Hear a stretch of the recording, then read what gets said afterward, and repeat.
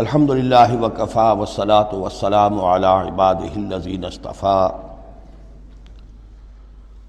خصوصاً علی افضلہم وخاتم النبیین محمد الامین وعلی آلہ وصحبہ اجمعین اما بعد فقد قال اللہ تبارک وتعالی کما ورد فی سورۃ النساء اعوذ باللہ من الشیطان الرجیم بسم اللہ الرحمن الرحیم یا ایہا الناس اتقوا ربکم الذی خلقکم من نفس واحدۃ وخلق منها زوجها وبث منہما رجالا کثیرا ونساء واتقوا اللہ الذی تساءلون به والارحام ان اللہ کان علیکم رقیبا صدق اللہ العظیم رب اشرح لی صدری ویسر لی امری واحلل عقدۃ من لسانی یفقہوا قولی اللہم ربنا الہمنا رشدنا واعذنا من شرور انفسنا اللہم ارنا الحق حقا وارزقنا اتباعہ وارنا الباطل باطلا وارزقنا اجتنابہ اللہم وفقنا لما تحب وترضى اللہم آنس وحشتنا فی قبورنا وارحمنا بالقرآن العظیم اللہم اجعلہ لنا اماما ونورا وہدا ورحمہ اللہم ذکرنا منہ ما نسینا وعلمنا منہ ما جہلنا وارزقنا تلاوتہ آناء اللیل وآناء النہار واجعلہ لنا حجتا یا رب العالمین آمین۔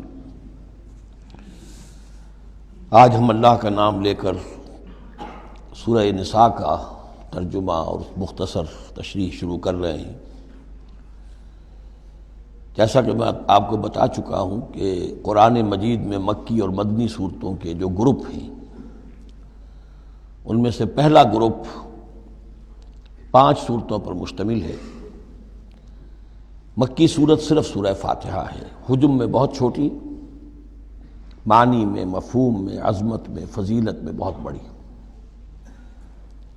اس کے بعد 4 صورتیں جو ہیں وہ مدنی ہیں، بقرہ، نساء، آل عمران اور مائدہ۔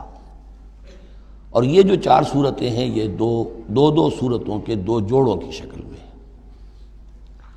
سورۃ البقرہ، سورۃ آل عمران، یہ الزہراوین، خود حضور نے ان کو ایک نام دیا مشترک، اور ان میں جو مناسبتیں ہیں، مشابہت ہیں، وہ تفصیل کے ساتھ ہمارے ترجمے کے دوران سامنے آتے رہی ہیں۔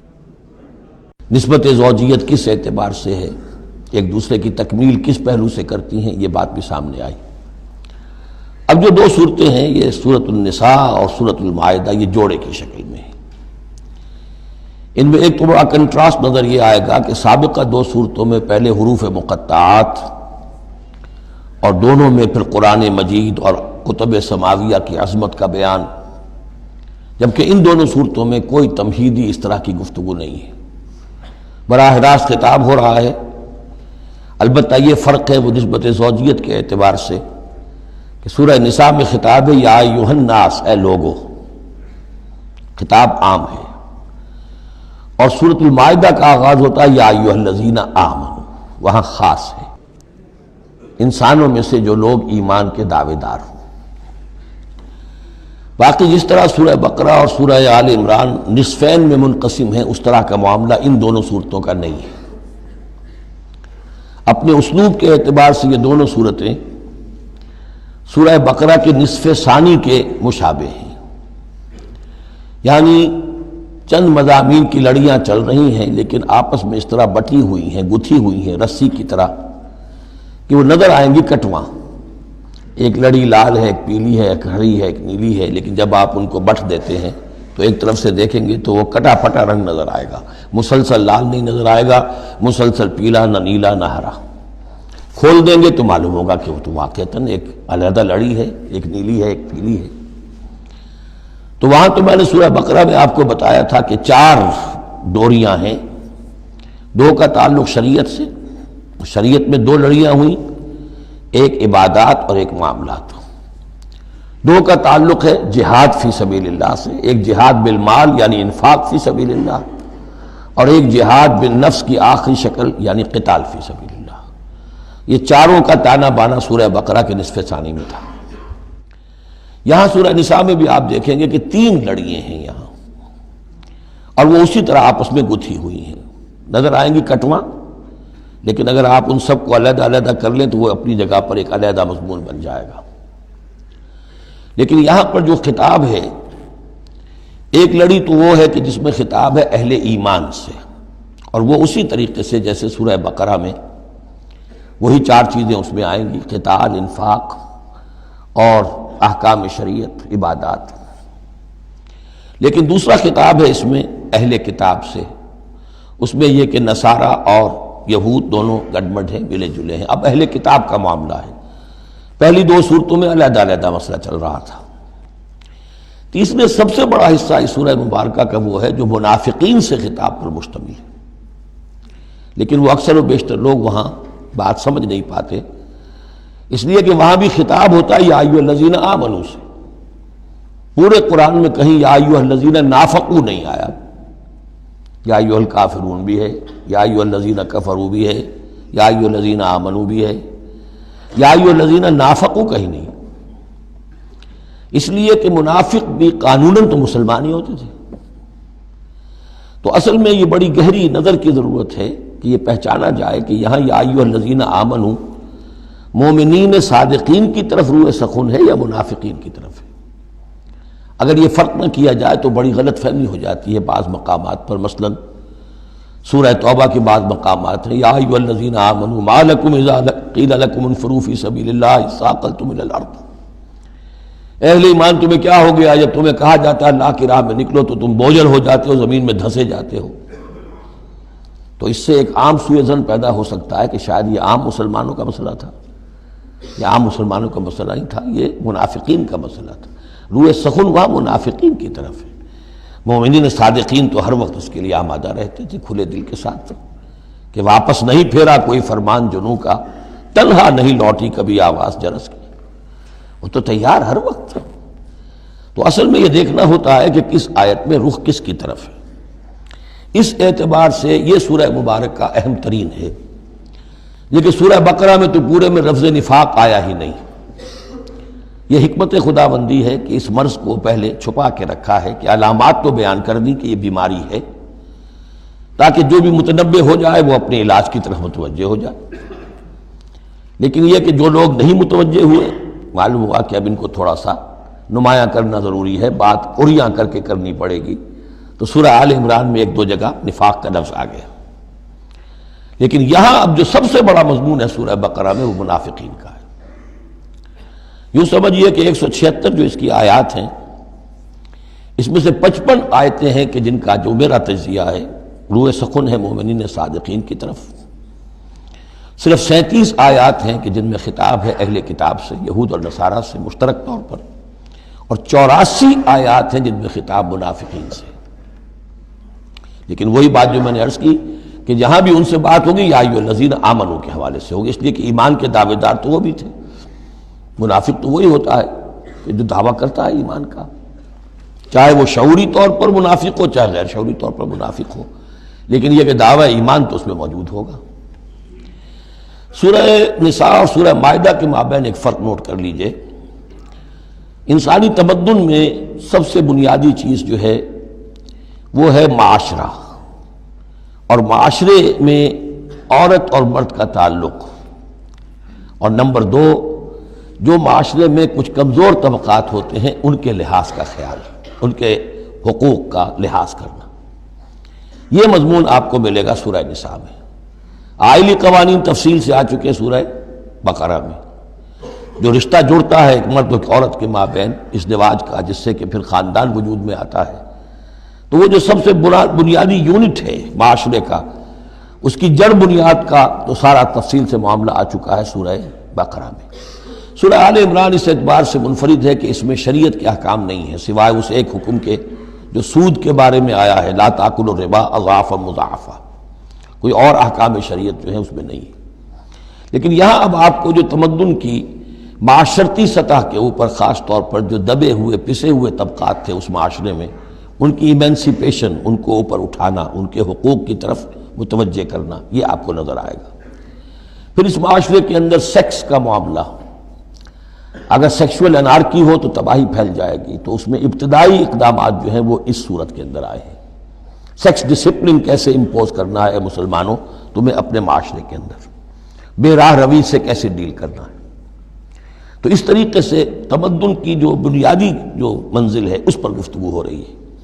سورہ مائدہ میں جا کر پھر جو تمدن کی بلند ترین منزل ہے ریاست، اور یہ کہ پھر اعلیٰ سطح کے اوپر عدالتی نظام، چوری ڈاکہ وغیرہ کا سد باب، اس کے لیے کیا حدود ہیں، اس کے لیے کیا تعزیرات ہیں، یہ بھی آگے آئیں گی۔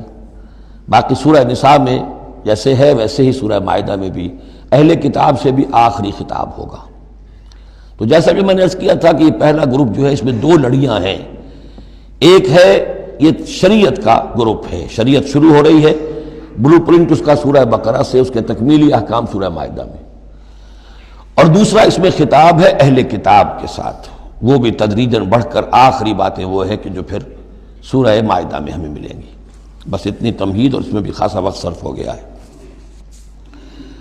یا ایھا الناس اتقوا ربکم الذی خلقکم من نفس واحدۃ۔ اب دیکھیے معاشرتی مسائل کے ضمن میں گفتگو ہے تو ایسی بنیادی بات سے شروع کی ہے، اے لوگو اپنے اس رب کا تقوی اختیار کر لو جس نے تمہیں ایک جان سے بنایا، وَخَلَقَ مِنْهَا زَوْجَهَا، اور اسی سے اس کا جوڑا بنایا۔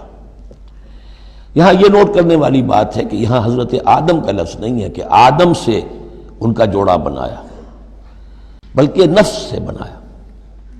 اس میں وہ بات پوری طریقے سے ایکوموڈیٹ ہو سکتی ہے کہ یہاں مراد کیا ہے؟ نوع ایک ہے، جنسیں دو ہیں۔ بکرا بکری نوع ایک ہے، جنس دو ہیں، ایک ہی نوع سے، اسی نوع سے تمہارا جوڑا بنایا۔ ہیومن بینگز، ہومو سیپینز، نوع ایک ہے، سپیشیز ایک ہے، لیکن اس کے اندر ہی سے وہ سیکشول ڈفرینسیشن جو ہوئی ہے اس کے حوالے سے جوڑا بنا ہے۔ یا ایھا الناس اتقوا ربکم الذی خلقکم من نفس واحدۃ وخلق منها زوجها وبث منہما، اب یہاں پر مراد ہیں وہی آدم اور حوا، ان دونوں سے پھیلا دیے زمین میں کثیر تعداد میں مرد اور عورت، رجالا کثیرا ونساء۔ یعنی اس تمدن انسانی کو اگر آپ ٹریس کریں گے، پیچھے لے جائیں گے، تو اس کی کامن ایک اس کی بگننگ ہے، ایک انسانی جوڑا آدم اور حوا۔ اس رشتے میں پوری نوع انسانی جو ہے رشتہ اخوت میں منسلک ہو جاتی ہے، اس لیول پر جا کر۔ ایک ہے سگے بہن بھائی، ایک ہے دادا دادی پر جا کر کزنز مل جائیں گے، پردادا پردادی پر جا کر اور ایک لمبا حلقہ ہو جائے گا۔ چلتے جائیے تو آدم و حوا کی نسل جو ہے وہ جا کر آخر بالآخر ایک پیرنٹس ہیں، ایک کپل ہے، آدم اور حوا۔ واتقوا اللہ الذی تساءلون بہ والارحام، اور اس دیکھیے ایک ہی آیت میں دوسری مرتبہ پھر تقوی کا حکم، اور تقوی اختیار کرو اس اللہ کا جس کا تم ایک دوسرے کو واسطہ دیتے ہو۔ آپ کو معلوم ہے کہ دنیا میں فقیر بھی مانگتا ہے تو اللہ کے نام پر مانگتا ہے، اللہ کے واسطے مانگتا ہے، اور اکثر و بیشتر معاملات جو تمدنی ہوتے ہیں، گھریلو جھگڑے ہوں، ان کو بھی جب نمٹانا ہوتا ہے تو آخر کار کہنا پڑتا ہے کہ اللہ کا نام مانو اور تم یہ بات چھوڑ دو، اپنی اس ضد سے باز آ جاؤ۔ تو جہاں آخری اپیل کرنی ہے اللہ کے حوالے سے تو اس کا تقوی اختیار کرو، تو یہ جھگڑے ہو گئی نہیں، اس کے احکام پر چلو۔ اس نے سوسائٹی کے مختلف طبقات کے حقوق معین کر دیے، مرد کے حقوق، عورت کے حقوق، رب المال کے حقوق، عامل کے حقوق، مضاربت ہے تو ایک وہ ہے کہ جس کا سرمایہ ہے اور ایک وہ ہے کہ جو کام کر رہا ہے، دونوں کے کیا حقوق ہیں، کیا اختیارات ہیں۔ اگر ان کی پیروی کی جائے، ان کی پابندی کی جائے تو جھگڑا نہیں ہوگا۔ والارحام، اور رحمی رشتوں کا لحاظ رکھو۔ یہ وہ رحمی رشتہ ہے جیسا کہ میں نے بتایا، والدہ پر جا کر بہن بھائی ایک ہو گئے، دادی پر جا کر ایک اور بڑی تعداد میں ایک ہو گئے، یہ رحمی رشتے ہیں۔ لیکن انہی رحمی رشتوں کو پھیلاتے چلے جائیے تو کل بنی آدم، اور جتنی بھی بنات حوا ہیں وہ سب ایک ہی نسل سے، ایک ہی باپ اور ایک ہی ماں کی اولاد ہیں۔ ان اللہ کان علیکم رقیبا، یقیناً اللہ تعالیٰ تم پر نگران ہے۔ یہ تقویٰ کی روح ہے۔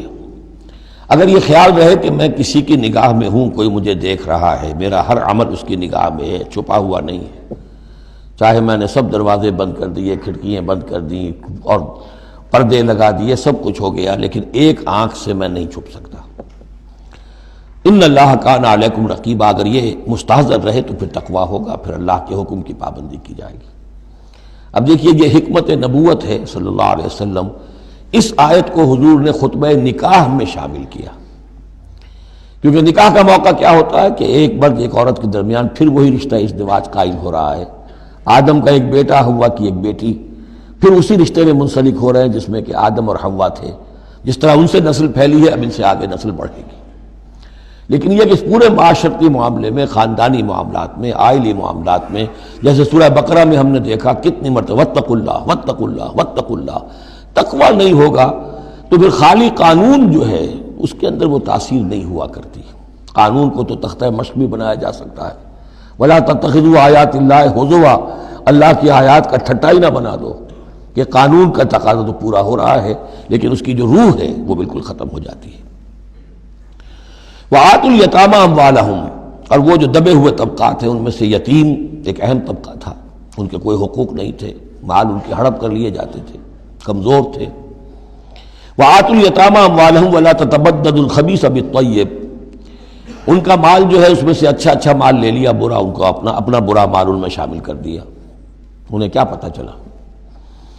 اگر اول تو یہ کہ ہڑپ ہی کر گئے، نہیں تو بہت متقی ہوئے تو چلیے تعداد پوری کر دی، لیکن یہ کہ ان کا جو اچھا مال تھا اپنے طرف لے لیا اور ردی مال ادھر لگا دیا۔ وَلَا تَأْكُلُوا أَمْوَالَهُمْ إِلَىٰ أَمْوَالِكُمْ، اور ان کے مال اپنے مالوں میں شامل کر کے ہڑپ نہ کرو۔ إِنَّهُ كَانَ حُوبًا كَبِيرًا، یقیناً یہ بہت بڑا گناہ، بہت بڑے بوال کی بات ہے۔ وَإِنْ خِفْتُمْ أَلَّا تُقْسِطُوا فِي الْيَتَامَىٰ، اور اگر تمہیں اندیشہ ہو کہ تم یتیم بچیوں کے بارے میں انصاف نہیں کر سکو گے، یعنی یتیم ایک تو لڑکا ہوا، چلیے اس کی ایک زندگی ہے، ایک خاص حد کو پہنچنے کے بعد وہ ایک انڈیپینڈنٹ لائف اختیار کر لے گا۔ یتیم لڑکی کا معاملہ یہ ہوتا تھا کہ وہ یہ کہ کوئی ولی ہے، اس سے انہیں نکاح بھی کر لیا لڑکی سے تاکہ اس کا مال بھی قبضے میں آ جائے، اور چونکہ یتیم ہے اس کے پیچھے اس کے حقوق کی نگہداشت کرنے والا کوئی ہے ہی نہیں۔ اگر ماں باپ ہوں تو ظاہر بات ہے کہ پھر وہ بچی کے حقوق کے بارے میں بھی تو کچھ بات کر سکیں، لہذا جس طرح چاہیں اس پر ظلم کریں، ان کا کوئی پرسان حال نہیں۔ تو اس میں خاص طور پر کہ یتیم ایک تو ہے لڑکا اور ایک لڑکی یتیم۔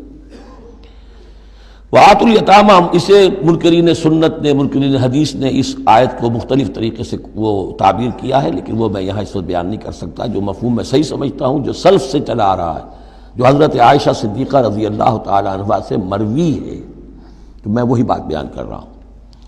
یہاں جو ہے دوسری آیت میں، یہ تیسری آیت میں، وہ یتامہ سے مراد ہیں یتیم بچیاں، یتیم خواتین۔ وَإِنْ خِفْتُمْ أَلَّا تُقْسِطُوا فِي الْيَتَامَىٰ فَانكِحُوا مَا طَابَ لَكُم مِّنَ النِّسَاءِ مَثْنَىٰ وَثُلَاثَ وَرُبَاعَ، تو پھر یہ ہے کہ تم ان یتیم بچیوں سے نکاح مت کرو، اور تمہیں جو پسند ہو، اگر ضرورت ہے دو دو تین تین چار چار کی حد تک تمہیں اجازت ہے، نکاح کر سکتے ہو۔ تعدد ازدواج کی یہی آیت قرآن مجید میں، لیکن یتیم بچیوں کے تم ولی بن کر کہیں اور ان کی شادی کرو تاکہ ان کے حقوق کے لیے پاسبان بن کر تم کھڑے ہو سکو، ورنہ یہ کہ تم نے انہیں اپنے گھروں میں ڈال لیا تو پھر ان کے حقوق کا کون ہوگا جو باز پرس کر سکے تم سے۔ فَإِنْ خِفْتُمْ أَلَّا تَعْدِلُوا، البتہ یہ جو ہم نے آزادی دی ہے دو دو تین تین چار چار، اس کی ایک شرط ہے، اور وہ یہ کہ اگر دو شادیاں ہیں، تین ہیں، چار ہیں، تو عدل ہو۔ وَإِنْ خِفْتُمْ أَلَّا تَعْدِلُوا، اگر تم ان میں برابری نہ کر سکو، یہ اندیشہ ہو، فَوَاحِدَةً، تو پھر ایک ہی شادی کرو، ایک ہی بیوی، اس سے زائد نہیں۔ او ما ملکت ایمانکم، دوسرا کھاتا یہ ہے، یا جو تمہاری ملک یمین ہو، جو لونڈیاں ہوں، جو جنگوں میں غزوات میں جو بھی آتی تھی، وہ ایک علیحدہ معاملہ ہے، ان کی تعداد کے اوپر کوئی تعین نہیں ہے، لیکن پھر شادی ایک ہوگی۔ اگرچہ اس میں آگے چل کر بات آ جائے گی کہ اس انصاف میں قلبی رجحان اور میلان شامل نہیں ہے، جو چیز گنتی کی ہو سکتی ہے، ٹائم کتنا گزار رہے ہو، کس بیوی کے پاس کتنا، سب اس میں مساوات ہونی چاہیے۔ نان نفقہ کیا دے رہے ہو، کپڑے کیسے دے رہے ہو، ان تمام چیزوں میں جو کاؤنٹ ہو سکتی ہیں، جو مادی چیزیں ہیں، جو دیکھی بھالی جا سکتی ہیں، اس میں انصاف اور عدل لازم ہے۔ البتہ دلی رجحان اور میلان جس پر کہ انسان کو قابو نہیں ہوتا، اس میں گرفت نہیں ہے۔ ذالک ادنیٰ اللہ تعولوا، یہ اس سے قریب تر ہے کہ تم ایک ہی طرف کو نہ جھک پڑو، کہ ایک ہی بس بیوی کی طرف سارا میلان ہے، رجحان ہے. اور جیسا کہ آگے آئے گا کہ دوسری جو ہے یا دوسری جو ہیں وہ معلق ہو کر رہ گئی ہیں کہ نہ وہ شوہروں والی ہیں اور نہ وہ آزاد ہیں کہ کہیں اور نکاح کریں. وَآتُوا النِّسَاءَ صَدُقَاتِهِنَّ نِحْلًا، اور عورتوں کو ان کے مہر خوش دلی کے ساتھ دیا کرو، مجھ کو تاوان سمجھ کے نہ دیا کرو. یہ صدقات جو ہے صداق کی جمع ہے، اور صدقے کی جمع ہے صداقات. دال پر زبر ہو تو صدقے کی جمع، اور دال پر پیش ہے صدقات تو یہ صداق کی جمع ہے. فَإِن تِبْنَ لَكُمْ عَنْ شَيْءٍ مِّنْهُ نَفْسًا، پھر اگر وہ خود اپنی مرضی سے، اپنی رضامندی سے اس میں سے کوئی چیز تمہیں دے دیں، تم نے مہر جو انہیں دیا تھا وہ تم نے ادا کر دیا، اب وہ تمہیں کوئی ہبہ کر رہی ہیں، تمہیں اس میں سے کوئی چیز جو ہے ہدیہ کر رہی ہیں، تحفہ دے رہی ہیں، تو کوئی حرج نہیں. فَكُلُوهُ هَنِيًّا مَرِيًّا، تو تم اسے استعمال میں لاؤ، کھاؤ رچتا پچتا، اس میں کوئی حرج نہیں ہے.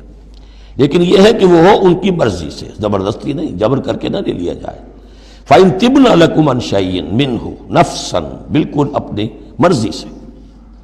وَلَا تُؤْتُوا السُّفَهَاءَ أَمْوَالَكُمُ الَّتِي جَعَلَ اللَّهُ لَكُمْ قِيَامًا وَارْزُقُوهُمْ فِيهَا وَاكْسُوهُمْ وَقُولُوا لَهُمْ قَوْلًا مَّعْرُوفًا. اب ایک معاشرے میں طبقہ ایسا بھی ہوتا ہے سفہاء، بچہ ہے ابھی اس کو سمجھ نہیں ہے یا آوارہ ہو گیا ہے، باپ مال بہت چھوڑ گیا ہے، اب وہ مال اڑا رہا ہے. تو یہاں پہ تصور دیا گیا کہ اس میں معاشرتی سطح پر روک تھام ہونی چاہیے. یہ نہیں کہ میرا مال ہے میں جیسے خرچ کروں. تو اموالکم کہا گیا، یہ اصل میں ایک معاشرے کی ایک مشترک سی چیز ہے، مشترک بہبود کے لیے ہے. چاہے انفرادی ملکیت ہے لیکن پھر بھی اس معاشرے کی، اس کے اندر مشترک بہبود ہونی چاہیے. مت پکڑا دو ناسمجھوں کو یا بے وقوفوں کے اپنے مال، جن کو اللہ تعالیٰ نے تمہارے لیے دنیا کے گزران کا ذریعہ بنایا ہے. وَارْزُقُوهُمْ فِيهَا، ہاں انہیں رزق دیتے رہو اس میں سے. وَاكْسُوهُمْ، کھلاتے رہو پلاتے رہو. وَقُولُوا لَهُمْ قَوْلًا مَّعْرُوفًا، اور ان سے بات کیا کرو البتہ نرم، اچھے انداز میں. یہی اصول تھا جس کے تحت کہ برٹش انڈیا میں کورٹ آف وارز مقرر ہو جاتے تھے کہ اگر کوئی بڑا جاگیردار ہے، کوئی نواب ہے اور وہ فوت ہو گیا، اس کا بیٹا جو ہے آوارہ ہے اور اس کی جو اندیشہ ہے کہ اسے کچھ اڑا دے گا، ختم کر دے گا، تو کورٹ آف وارڈ ہو جاتا تھا. حکومت جو ہے وہ اس کا چارج لے لیتی تھی، اس کے لیے سالانہ اس میں سے، اس کی آمدنی میں سے وظیفہ ہوتا تھا، اس میں اپنا خرچ کرے. لیکن یہ ہے کہ باقی چیزیں جمع رہتی تھی تاکہ یہ ان کی آئندہ نسل کے کام آ سکے. وَابْتَلُوا الْيَتَامَىٰ حَتَّىٰ إِذَا بَلَغُوا النِّكَاحَ، اور یتیموں کی دیکھ بھال کرتے رہو، جانچ پرکھ کرتے رہو، دیکھتے رہو کہ ان کے اندر کبھی شعور پیدا ہو گیا یا نہیں. فَإِنْ آنَسْتُم مِّنْهُمْ رُشْدًا، تو جب تم دیکھو ان میں کہ اب یہ باشعور ہو گئے ہیں، سمجھدار ہو گئے ہیں. فَادْفَعُوا إِلَيْهِمْ أَمْوَالَهُمْ، تو ان کے اموال ان کے حوالے کر دو. وَلَا تَأْكُلُوهَا إِسْرَافًا وَبِدَارًا أَن يَكْبَرُوا، اور دیکھو اس مال کو کھانے کی کوشش نہ کرو، ہڑپ نہ کرو جلدی سے، کہ ایسا نہ ہو کہ بچے جوان ہو جائیں تو یہ مال تو دے ہی دینا ہے میں نے، تو اس سے پہلے جتنا بھی اس کو میں کھا جاؤں کھا لوں. وَمَنْ كَانَ غَنِيًّا فَلْيَسْتَعْفِفْ، اگر کوئی جو ولی ہے یتیم کا وہ غنی ہے، اللہ نے اسے خود دے رکھا ہے، کشائش ہے اس کے پاس، تو پھر اسے یتیم کے مال میں سے کچھ بھی لینے کا حق نہیں ہے، پھر اسے یتیم کے مال سے بچتے رہنا چاہیے. وَمَنْ كَانَ فَقِيرًا، اور اگر کوئی خود تنگ دست ہے، محتاج ہے، اب ظاہر بات ہے وہ یتیم کی کوئی نگہداشت بھی کر رہا ہے، اس کا کچھ وقت بھی اس پہ صرف ہو رہا ہے، تو فَلْيَأْكُلْ بِالْمَعْرُوفِ، تو معروف طریقے سے، بھلے انداز میں، جو کہ معقول انداز ہو، اس میں سے اگر وہ یتیم کے مال میں سے کچھ کھا بھی لے تو کوئی حرج نہیں. اسلام کی تعلیم بڑی فطری ہے، اس کے اندر وہ بندشیں نہیں ہیں کہ جو ان نیچرل ہوں، جن پر عمل کرنا ناممکن ہو جائے. فَإِذَا دَفَعْتُمْ إِلَيْهِمْ أَمْوَالَهُمْ، اور جب تم ان کے مال ان کے حوالے کر دو، فَأَشْهِدُوا عَلَيْهِمْ، تو گواہ بنا لو کہ یہ چیزیں تھیں جو آج کی تاریخ میں میری تحویل میں تھی، آج تک میں نے ان کے حوالے کر دی. وَكَفَىٰ بِاللَّهِ حَسِيبًا، باقی اللہ تعالیٰ کافی ہے حساب لینے کے لیے. یہ دنیا کا معاملہ ہے، اس کے لیے لکھت پڑھت شہادت، باقی اصل حساب تو تمہیں اللہ کے ہاں جا کے دینا ہے.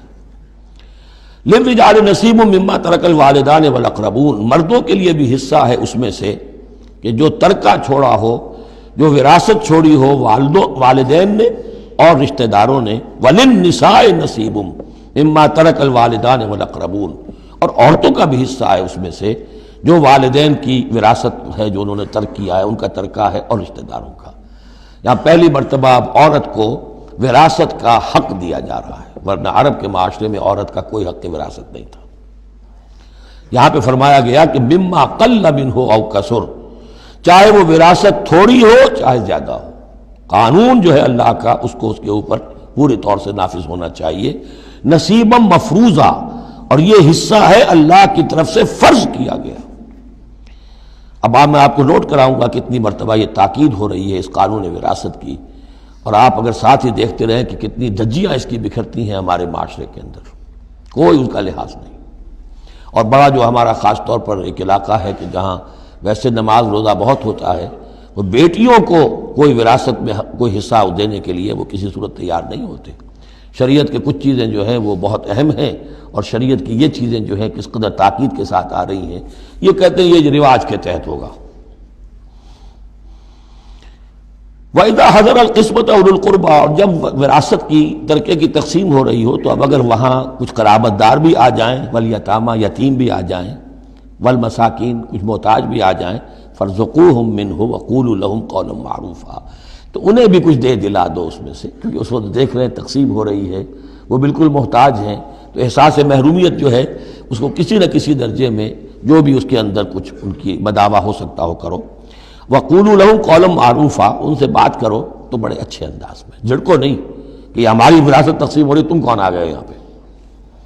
وَلْيَخْشَ الَّذِينَ لَوْ تَرَكُوا مِنْ خَلْفِهِمْ، ڈرتے رہنا چاہیے ان لوگوں کو کہ اگر انہوں نے بھی چھوڑے ہوتے اپنے پیچھے ذُرِّيَّةً ضِعَافًا، چھوٹے بچے، اپنی نسل چھوڑ کر اگر وہ گئے ہوتے اور یتیم بچے ہوتے ان کے، خافوا علیہم، تو کیسے کیسے اندیشے ہونے ہوتے اپنے ان بچوں کے بارے میں، فلیتقوا اللہ، تو انہیں چاہیے کہ اللہ کا تقوی اختیار کریں کہ یہ یتیم جو اس وقت آ گئے یہ بھی کسی کے بچے ہیں، کوئی ان کا بھی باپ تھا، ان کے سر پر ہاتھ رکھو۔ وَلْيَقُولُوا قَوْلًا سَدِيدًا، اور بڑی صاف اور ستھری اور صحیح اور حق پر مبنی بات کرو۔ ان الذین یاکلون اموال الیتامی ظلما، یقیناً وہ لوگ کہ جو یتیموں کا مال ہڑپ کرتے ہیں ناحق، انما یاکلون فی بطونہم نارا، وہ اپنے پیٹوں میں بھر رہے ہیں آگ، وسیصلون سعیرا، اندر کی آگ تو اپنے پیٹوں میں ڈال رہے ہیں اور سموچے وہ خود آگ میں ڈال دیے جائیں گے۔ تو گویا کہ ایک آگ ان کے اندر ہوگی اور ایک جہنم کی آگ ان کے باہر ہوگی۔ یہ 10 آیتیں بڑی جامع ہیں، اور جس طریقے سے کہ سوسائٹی کے جو پسماندہ طبقات تھے ایک ایک کا خیال کر کے جس باریک بینی سے حکمت کے ساتھ احکام دیے جا رہے ہیں۔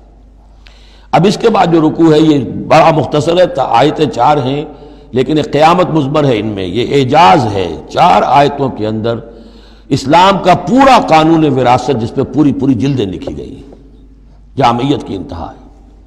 یوصیکم اللہ فی اولادکم، اللہ تعالیٰ تمہیں وصیت کرتا ہے تمہاری اولاد کے بارے میں، للذکر مثل حظ الانثیین، لڑکے کے لیے حصہ ہے 2 لڑکیوں کے برابر۔ فَإِن كُنَّ نِسَاءً فَوْقَ اثْنَتَيْنِ فَلَهُنَّ ثُلُثَا مَا تَرَكَ، اور اگر صرف بیٹیاں ہی بیٹیاں ہوں اور 2 یا 2 سے زائد ہوں تو ان کو 2/3 میں حصہ ملے گا۔ وَإِن كَانَتْ وَاحِدَةً فَلَهَا النِّصْفُ، اور اگر ایک ہی بیٹی ہے تو اسے آدھا ملے گا۔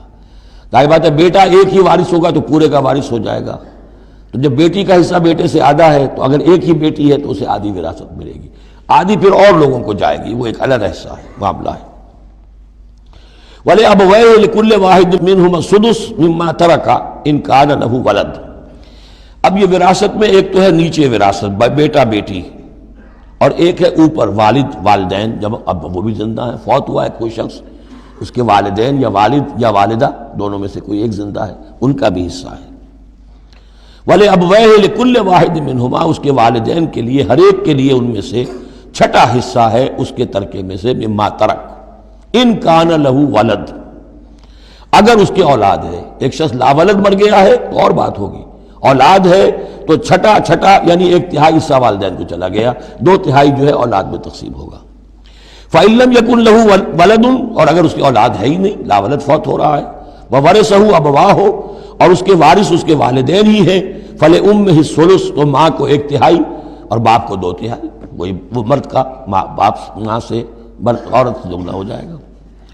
فَإِن كَانَ لَهُ إِخْوَةٌ، اور اگر اس کے بہن بھائی ہو، فَلِأُمِّهِ السُّدُسُ مِن بَعْدِ وَصِيَّةٍ يُوصِي بِهَا أَوْ دَيْنٍ، تو پھر ماں کا حصہ جو ہے وہ پھر اور کم ہو جائے گا، چھٹا حصہ رہ جائے گا سدس کی بجائے، تاکہ باپ کی طرف سے تو پھر بھائیوں کو وراثت جا سکے گی اس کے، لیکن ساتھ فرما دیا من بعد وصیت یوصی بہا او دین، وراثت کی تقسیم سے پہلے دو کام کر لینے ہوں گے کہ اگر کوئی وصیت کی ہے اس وصیت کو پورا کیا جائے، اگر کوئی دین ہے جو فوت ہوا ہے اس پر کوئی قرض ہے وہ ادا کیا جائے، پھر جو ہے وراثت ادا ہوگی۔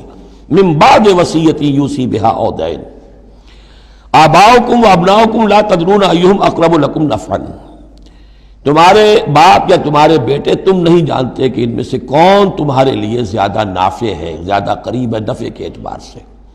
فریضۃ من اللہ، یہ تم اپنی عقلوں کو چھوڑو، اللہ کی طرف سے یہ فرض ہے، فریضۃ من اللہ۔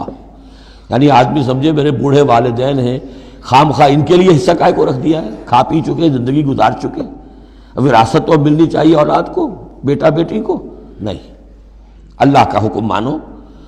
آباؤکم و ابناؤکم لا تدرون ایہم اقرب لکم نفعا فریضۃ من اللہ ان اللہ کان علیما حکیما، یقیناً اللہ تعالیٰ علیم اور حکیم ہے، اس کا کوئی حکم علم اور حکمت سے خالی نہیں۔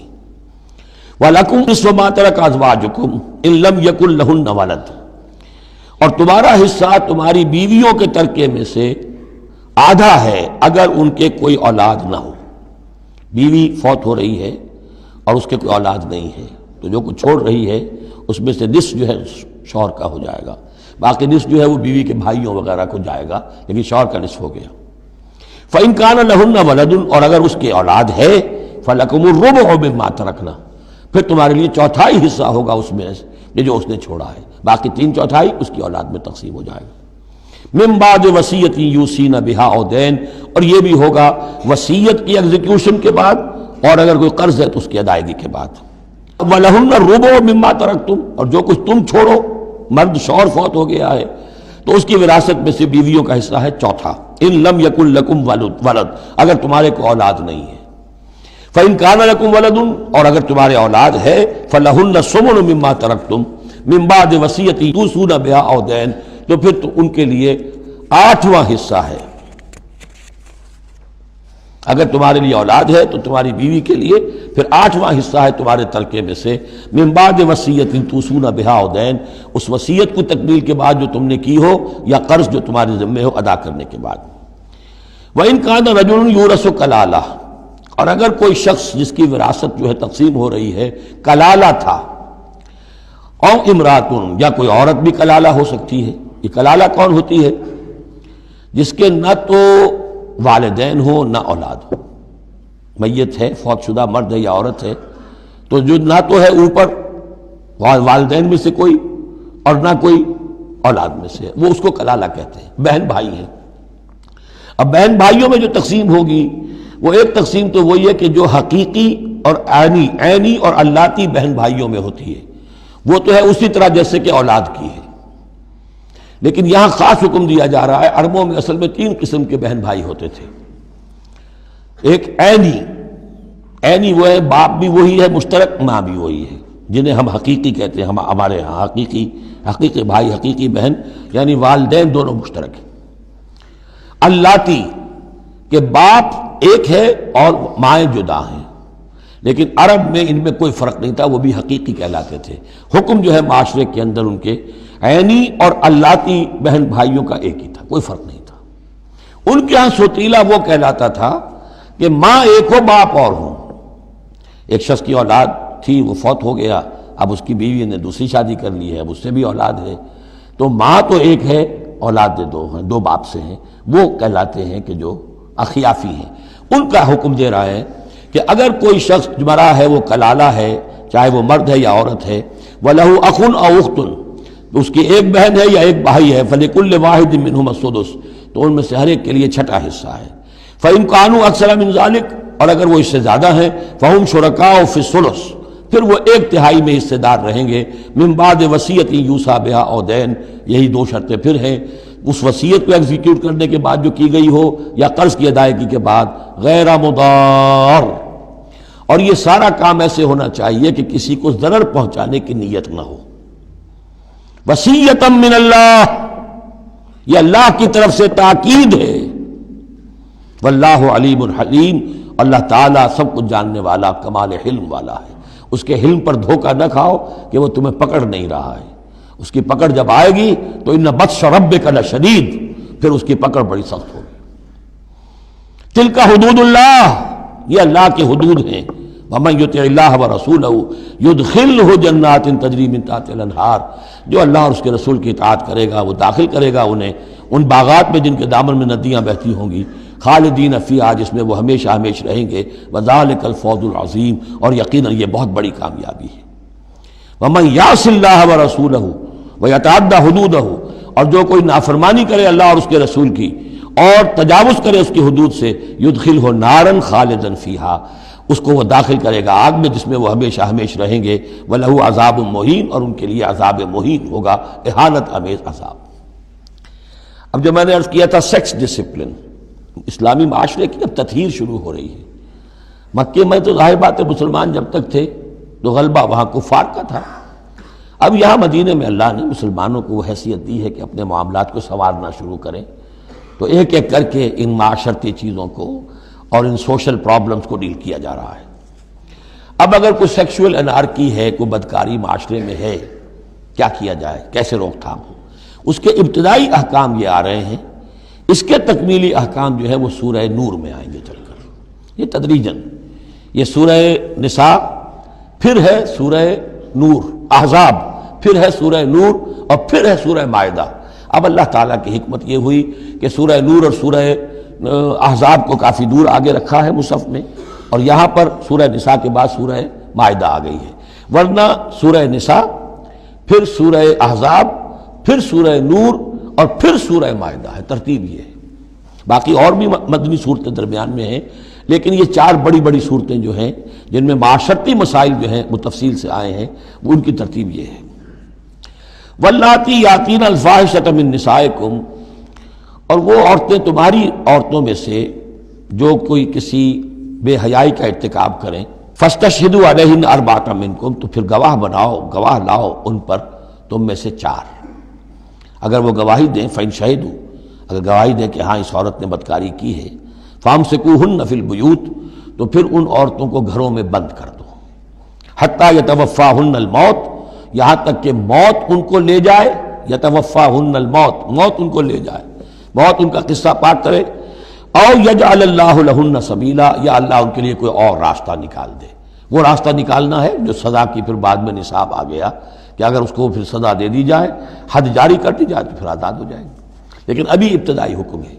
یہاں معلوم ہوتا ہے کہ یہ ایسی لڑکیوں کا یا عورتوں کا تذکرہ ہے کہ جو مسلمانوں میں سے تھیں لیکن ان کا بدکاری کا معاملہ کسی یہودی سے ہو گیا ہو یا کسی ایسے شخص سے ہو گیا ہو جو ابھی مسلمان نہیں ہے، تو یہ ان کا یک طرفہ کہ ہے وہ کوئی مسلمان لڑکی یا خاتون جس کا معاملہ ہے، لیکن دوسرا جو پہلو ہے، دوسرا جو اس عمل کا جو شریک ہے وہ غیر مسلم ہے۔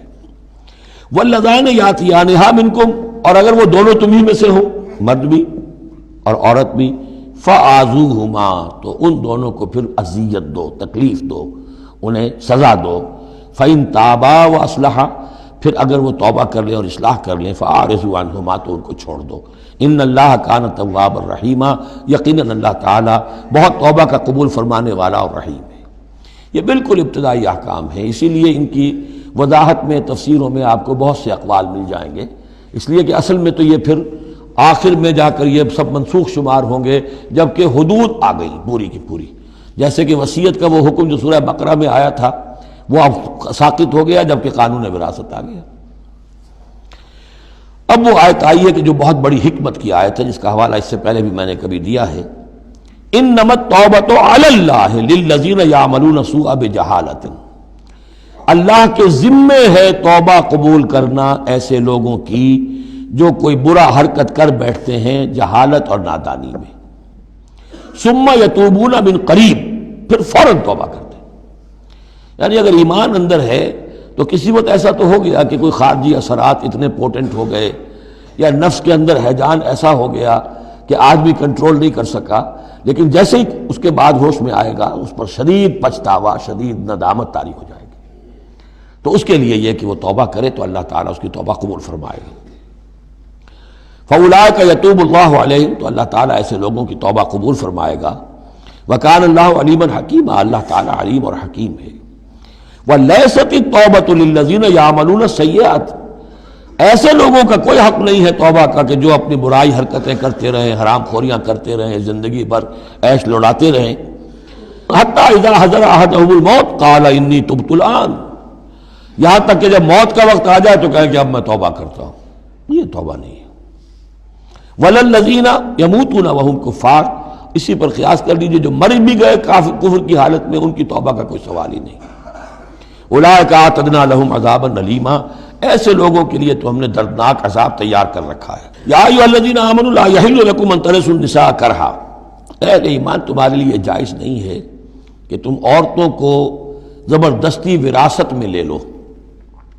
یہ بھی اس عورتوں کے طبقے پر جو شدید ظلم ہوتا تھا، کیونکہ پالیگیمی عام تھی، ایک شخص ہے فوت ہوا ہے، 4 ہے 5 بیویاں ہیں، اب فرض کیجئے کہ جو بیٹا ہے بڑا جو وارث بن گیا ہے، اب باقی اس کی حقیقی ماں تو ایک ہی ہے، باقی سوتیلی مائیں وہ ان کو وراثت میں لے لیتا تھا کہ میرے قبضے میں رہیں گی یہ، بلکہ ان سے شادیاں بھی کر لیتے تھے، بغیر شادی اپنے گھروں میں ڈالے رکھتے تھے، یا پھر یہ کہ اختیار اپنے ہاتھ میں رکھ کر ان کی شادی کہیں کرتے تھے تو خود مہر لیتے تھے، اس طرح کے معاملات کرتے تھے، عورتوں کے ساتھ یہ ظلم ہوتے تھے۔ یا ایھا الذین آمنوا لا یحل لکم ان ترثوا النساء کرہا، اہل ایمان تمہارے لیے جائز نہیں ہے کہ تم عورتوں کے وارث بن بیٹھو زبردستی۔ ولا تعضلوہن لتذهبوا ببعض ما آتیتموہن، اور نہ تمہارے لیے یہ جائز ہے کہ تم ان کا راستہ روک کے رکھو انہیں، تاکہ تم واپس لے لو ان سے جو کچھ کہ تم نے انہیں دیا ہے۔ اب نکاح کیا تھا اس وقت تو بڑے چاؤ تھے اور لاڈ تھے اور کیا کیا دے دیا تھا، اور اب جو ہے اس سے وہ واپس ہتھیانے کے لیے طرح طرح کے ہتھ کنڈے استعمال ہو رہے ہیں، انہیں تنگ کیا جا رہا ہے، ٹارچر کیا جا رہا ہے، ذہنی طور پر تکلیف پہنچائی جا رہی ہے۔ الا یاتین بفاحشۃ مبینہ، ہاں اگر کسی سے صریح جو ہے حرام کاری کا فعل سرزد ہو گیا، اس پر کچھ زیادتی کی جائے، اسے کچھ سزا دی جائے، جیسے کہ اوپر آ چکا ہے فعذوہما، اس وقت تو اجازت ہے۔ اس کے بغیر جو ہے کسی کے اوپر زیادتی کرنا، خاص طور پر اگر نیت یہ ہے کہ میں اس سے اپنا مہر واپس لے لوں۔ وعاشروہن بالمعروف، دیکھو عورتوں کے ساتھ معاشرت اختیار کرو، رہو سہو معروف طریقے پر، بھلے طریقے پر، اچھے طریقے پر، نیکی اور راستی کے ساتھ۔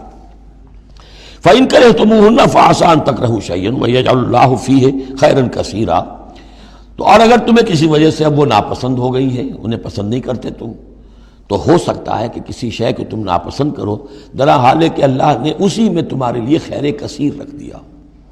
پتہ نہیں ایک عورت جو ہے کسی ایک اعتبار سے آپ کے دل سے اتر گئی ہے، طبیعت کا میلان نہیں رہا ہے، اس میں اور کون کون سی خوبیاں ہیں، کس اعتبار سے آپ کے لیے وہ خیر کا ذریعہ بنتی ہے، تو اللہ کے حوالے کرو اس معاملے کو، لیکن ان کے ساتھ رکھو معاشرت صحیح، ان کے حقوق ادا کرتے ہوئے۔ ہاں اگر معاملہ ایسا ہو گیا ہے کہ ساتھ رہنا ممکن نہیں ہے تو طلاق کا راستہ کھلا ہے، شریعت اسلامی نے اس میں کوئی تنگی نہیں رکھی ہے، یہ کرسچینٹی کی طرح کا کوئی غیر معقول نظام نہیں ہے کہ طلاق ہو ہی نہیں سکتی، وہاں یہ کہ طلاق کا راستہ کھلا ہے۔ وَإِنْ أَرَدْتُمْ اسْتِبْدَالَ زَوْجٍ مَكَانَ زَوْجٍ، اور اگر تم نے فیصلہ ہی کر لیا ہو کہ ایک بیوی کی جگہ کوئی دوسری بیوی لانی ہے، وَآتَيْتُمْ إِحْدَاهُنَّ قِنْطَارًا، اور ان میں سے کسی ایک کو تم نے ڈھیروں مال دیا ہو، فَلَا تَأْخُذُوهُ مِنْهُ شَيْئًا فَلَا تَأْخُذُوا مِنْهُ شَيْئًا، اس میں سے کوئی شے واپس نہیں لے سکتے، جو مہر دیا تھا وہ ان کا ہے، اب اس میں سے کچھ واپس نہیں لے سکتے۔ أَتَأْخُذُونَهُ بُهْتَانًا وَإِثْمًا مُبِينًا، کیا تم لوگے وہ مہر واپس ان سے ناحق اور صریح گناہ کے طور پر؟ وَكَيْفَ تَأْخُذُونَهُ، کچھ عقل کے ناخن لو، کچھ شعور اور کچھ شرافت کا ثبوت دو، کیسے ان سے وہ مال تم واپس لینا چاہتے ہو؟ وَقَدْ أَفْضَىٰ بَعْضُكُمْ إِلَىٰ بَعْضٍ، جبکہ تم ایک دوسرے سے مل چکے ہو، تمہارے مابین انتہائی قریبی رشتہ جو بھی ہو سکتا ہے دنیا کا وہ قائم ہو چکا ہے۔ وَأَخَذْنَا مِنْكُمْ مِيثَاقًا غَلِيظًا، اور وہ تم سے بہت گہرا قول و قرار لے چکی تھی۔ اب قول و قرار ہوتا ہے نکاح کے وقت، اس میں ذمہ داری لیتا ہے مرد، کوئی ایک وہ بھی ایک کانٹریکٹ ہے۔ وَلَا تَنكِحُوا مَا نَكَحَ آبَاؤُكُم مِّنَ النِّسَاءِ إِلَّا مَا قَدْ سَلَفَ، اور جو تمہاری والد، جو تمہارے آباء نے، تمہارے باپوں نے جن سے نکاح کیا ہو، ان سے تم نکاح مت کرو۔ جو میں نے کہا تھا نا کہ جو سوتیلی مائیں ہوتی تھیں ان کو وہ اپنے نکاح کر کے گھر میں ڈال دیا یا بغیر نکاح کے ڈال دیا۔ یہ نکاح وہاں بھی اس معاشرے میں بھی اس کو کہتے تھے نکاح مقت، بہت ہی برا نکاح ہے۔ فطرت انسانی تو اباح کرتی ہے لیکن رواج ان کا تھا۔ یہاں قرآن مجید نے آ کر اس کا جو ہے سختی کے ساتھ سد باب کیا، وَلَا تَنكِحُوا مَا نَكَحَ آبَاؤُكُمْ، جن عورتوں سے نکاح کیا ہو تمہارے باپوں نے ان سے نکاح نہ کرو، من النساء الا ما قد سلف، سوائے اس کے کہ جو ہو چکا، انہ کان فاحشۃ ومقتا، یقیناً یہ بڑی بے حیائی کی بات ہے اور اللہ تعالیٰ کے غضب کو بھڑکانے والی ہے، وساء سبیلا، اور بہت ہی برا راستہ ہے۔ اب یہ طویل آیت آ رہی ہے جس میں محرمات ابدیہ کا بیان ہے کہ کن رشتوں میں نکاح کا معاملہ نہیں ہو سکتا، ایک مرد کن کن اپنی خواتین رشتہ داروں سے شادی نہیں کر سکتا۔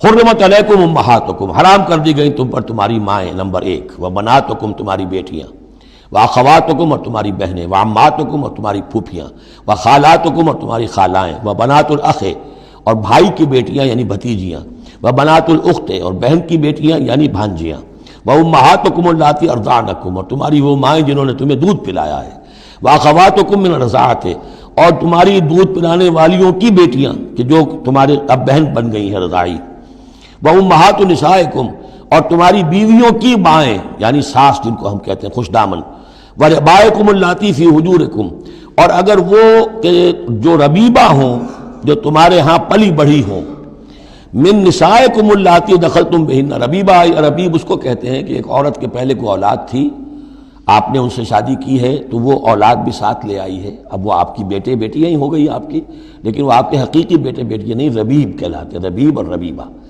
تو وہ ربیب اور ربیبہ بھی حرام ہیں اگر اس جو ماں ہے اس کے ساتھ مقاربت کی ہو، اگر اس کے ساتھ تعلق زن و شہ ہوا ہے تو پھر وہ ربیبہ جو ہے بچی جو آئی تھی اس کے ساتھ وہ بھی حرام ہو گئی، لیکن اگر کسی وجہ سے بغیر اس کے کہ ان کے ساتھ کوئی جنسی تعلق ہو طلاق ہو جائے تو پھر اس ربیبہ کے ساتھ نکاح ہو سکتا ہے۔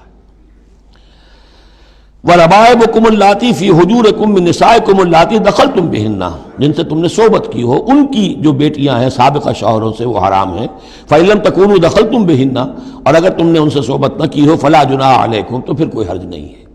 وَحَلَائِلُ أَبْنَائِكُمْ، اور تمہارے بیٹوں کی عورتیں یعنی بیٹوں کی بیویاں، بہو جن کو ہم کہتے ہیں، تمہاری بہو ہیں، الذین من اصلابکم، لیکن بیٹے وہ جو تمہارے اپنے صلب سے ہوں، اپنے صلبی بیٹے، منہ بولے بیٹے کا معاملہ نہیں ہے۔ وَأَن تَجْمَعُوا بَيْنَ الْأُخْتَيْن، اور یہ بھی تم پر حرام کیا گیا ہمیشہ کے لیے کہ بیک وقت دو بہنوں کو جمع کرو ایک نکاح میں، الا ما قد سلف، سوائے اس کے کہ جو ہو چکا، ان اللہ کان غفور الرحیم، یقیناً اللہ غفور الرحیم، جو ہو گیا پہلے کا، اس کو تو گڑھے مردے اکھاڑے نہیں جا سکتے، لیکن آئندہ کے لیے یہ محرمات ابدیہ ہیں۔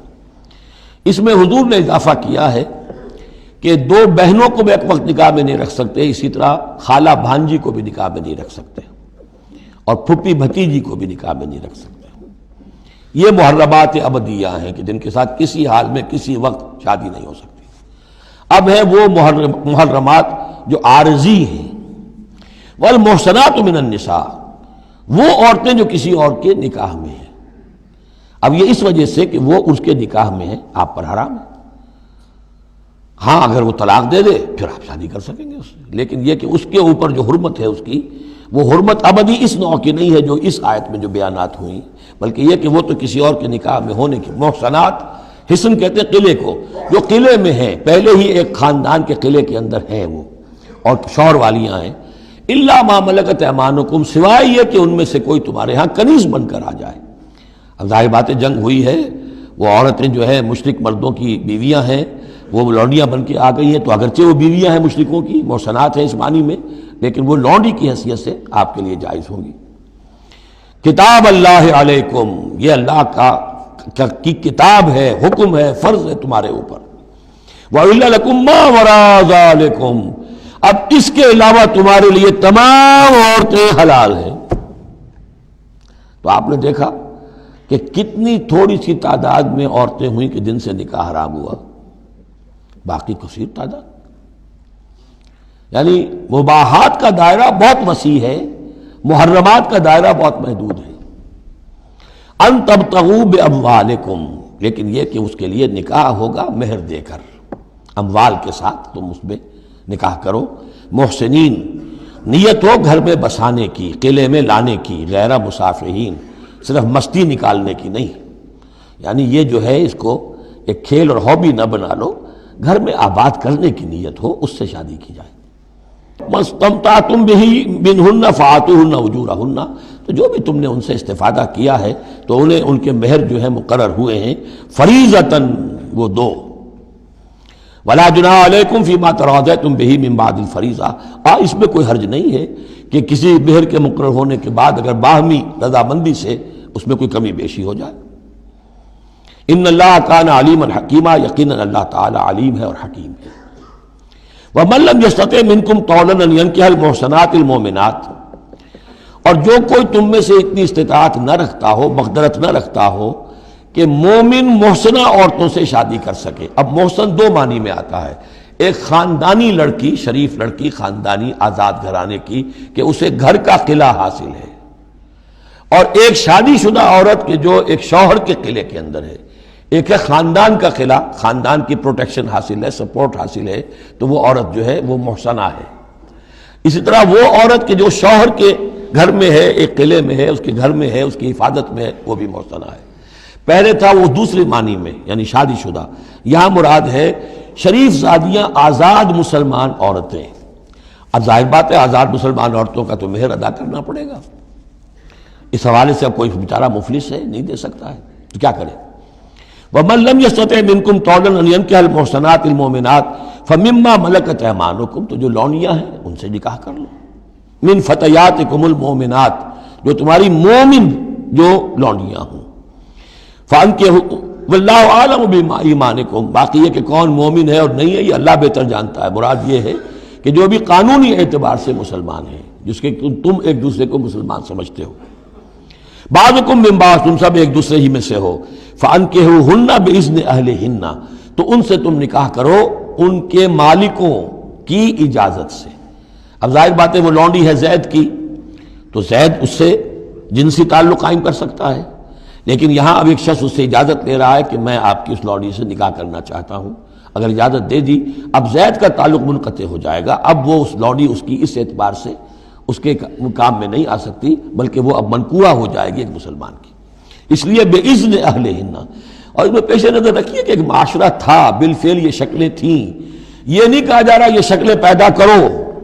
اصل بات کیا ہے کہ جو معاشرہ تھا جس میں کہ قرآن نے اصلاح کا عمل شروع کیا ہے، تو اس میں کیا کیا صورتحال تھی، کس کس اعتبار سے اس میں بہتری پیدا کی گئی تدریجاً۔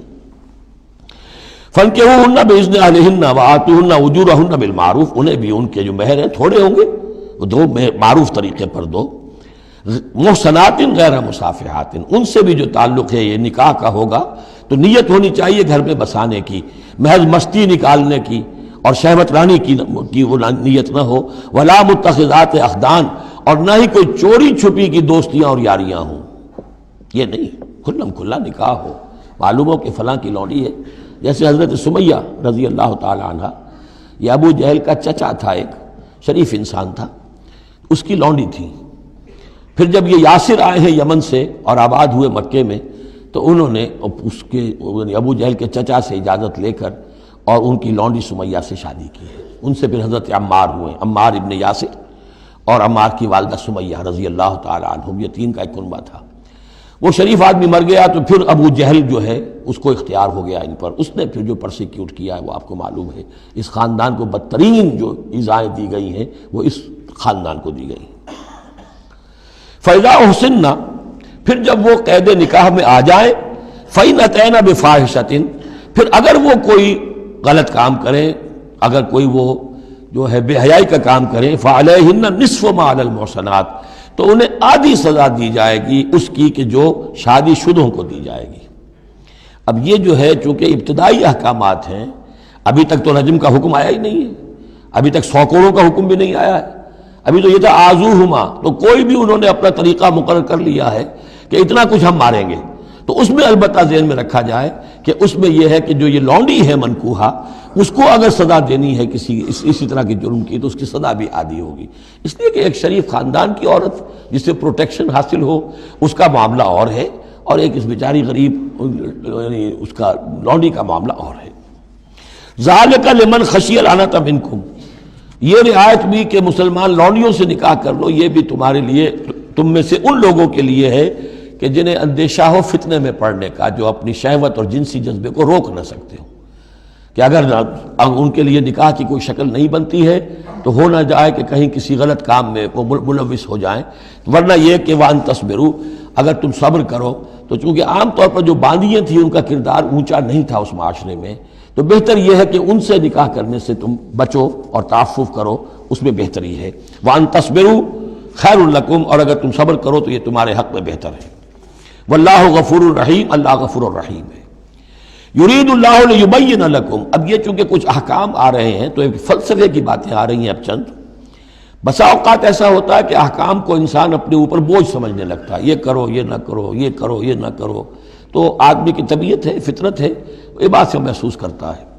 بلکہ عیسائی تو میں نے ایک مرتبہ 1970 میں تقریر سنی تھی، کرسمس گزاری تھی لندن میں، تو انہوں نے کہا تھا کہ شریعت لعنت ہے، خواہ ایک انسان کو یہ حرام ہے، یہ حرام ہے، یہ حرام ہے، رک نہیں سکا ہے، اب دل اس کا میلا ہو جائے گا، گلٹی کانشنس ہو جائے گا، گلٹی کانشنس سے اس کے اندر جو ہے وہ نیگیٹو سائیکالوجی ڈیولپ ہونی شروع ہو جائے گی۔ یہ ساری گندگی کہاں سے پیدا ہوئی کہ آپ نے حرام حلال کا فلسفہ چھیڑ، سب حلال کرو چھٹی ہو جائے گی۔ تو ایسے ایسے فلسفے بھی دنیا میں ہیں، اور یہ میں نے تقریر سنی 1970 میں لندن میں کرسمس کے دنوں میں۔ یرید اللہ لیبین لکم، اللہ تعالیٰ چاہتا ہے کہ تمہارے لیے ان چیزوں کو واضح کر دے۔ وَیہدیکم سنن الذین من قبلکم، اور تمہیں ہدایت دے ان راستوں کی کہ جو تم سے پہلے کے لوگوں کے تھے۔ ویتوب علیکم، اب اس میں دونوں طرف جائے گا، پہلے کے نیکوکار بھی تھے، پہلوں کے بدکار بھی تھے۔ نیکوکاروں کا راستہ تم اختیار کرو، صراط الذین انعمت علیہم، اور دوسرے راستوں سے تم بچ سکو۔ ویتوب علیہم، علیکم اللہ چاہتا ہے تمہارے اوپر، تم پر تو عنایت فرمائے۔ واللہ علیم الحکیم، اللہ تعالیٰ سب کچھ جاننے والا، کمال حکمت والا ہے۔ واللہ یرید ان یتوب علیکم، دوبارہ پھر وہی، اللہ چاہتا ہے تم پر مہربانی فرمائے۔ ویرید الذین یتبعون الشہوات، اور وہ لوگ کہ جو شہوات کی پیروی کرتے ہیں وہ چاہتے ہیں ان تمیلوا میلا عظیما، کہ تم تو ایک طرف غلط راستے سے دور تک تمہارا جو ہے رجحان ہو جائے اور ادھر ہی تم بھٹکتے چلے جاؤ۔ آج جو بھی ہے عورت کی آزادی کی بنیاد پر، ایمینسیپیشن کی بنیاد پر، یہ ساری چیزیں جو ہو رہا ہے، ویمن لب ہے، یہ سب کا سب در حقیقت ان حدود اور قیود کو توڑ کر، اور سارا یہ جنسی جو ہے انارکی پھیلانے کی ایک سازش ہے جو دنیا میں چل رہی ہے۔ یرید اللہ ان یخفف عنکم، تم یہ نہ سمجھو کہ بوجھ ڈال رہا اللہ تم پر، اللہ تم پر تخفیف چاہتا ہے۔ جب تم ان چیزوں پر عمل نہیں کرو گے، معاشرے میں بدگمانیاں پھیلیں گی، فساد ہوگا، گندگیاں ہوں گی، جھگڑے ہوں گے، بدگمانیاں ہوں گی، یہ سارا کچھ ہوگا، تو اللہ تو تمہارے لیے آسانی چاہتا ہے۔ وَخُلِقَ الْإِنسَانُ ضَعِيفًا، اور انسان پیدا کیا گیا ہے کمزور، اس کے اندر کمزوری کے پہلو بھی ہیں۔ جہاں بہت اونچا پہلو ہے، روح ربانی پھونکی گئی ہے، وہاں یہ نفس بھی تو اس کے اندر ہے، اور اس کے اندر جو ہے ضعف کے پہلو موجود ہیں۔ یا ایھا الذین آمنوا لا تاکلوا اموالکم بینکم بالباطل، اہل ایمان اپنے مال آپس میں باطل طریقے سے ہڑپ نہ کرو، الا ان تکون تجارتا عن تراض، سوائے اس کے کہ تجارت ہو تراض منکم، تمہاری باہمی رضامندی سے۔ یہ جوتا ہے 200 روپے کا ہے، آپ کو منظور ہے 200 دیجئے، جوتا لے لیجئے، یہ آپ کی باہمی رضامندی سے سودا ہے، وہ ہو گیا۔ لیکن یہ کہ اس سیدھے سادے اور صحیح اور طریقے پر، ایک ظاہر بات ہے کچھ نہ کچھ تو آپ نے نفع اس میں سے کمایا ہے، آپ نے محنت کی ہے، کہیں سے لائے ہیں، سٹور کیا ہے، دکان کا کرایہ دیا ہے، لیکن اس کو وہ گرج نہیں کرے گا۔